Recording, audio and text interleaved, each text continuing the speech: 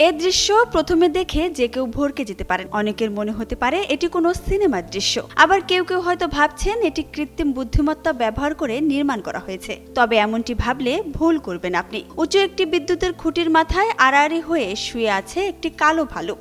একদম নিশ্চল থাকায় কেউ কেউ ভেবেছিলেন প্রাণীটি হয়তো মারা গেছে। তবে একটু পরে সেটি নড়ে ওঠে। যুক্তরাষ্ট্রের নিউ মেক্সিকোর একটি গ্রামীণ সড়কের পাশে কিছুদিন আগেই দেখা মিলেছিল এমন চিত্রের, যা দেখে কৌতূহল ছড়িয়ে পড়ে পথ চলতি মানুষের মধ্যে। সবাই মুঠোফোন দিয়ে সেই দৃশ্য ধারণ করেন। ভালুকটি তখনও জীবিত থাকলেও সেখানে আটকে পড়েছিল। গ্ল্যাডস্টোন নামের ছোট এক লোকালয়ের কাছে খুঁটির ক্রস আর্মে আশ্রয় নেওয়া ভালুকটির চারপাশে ছিল সচল বৈদ্যুতিক তার। AKS অর্জন করলো গিনেস ওয়ার্ল্ড রেকর্ডস।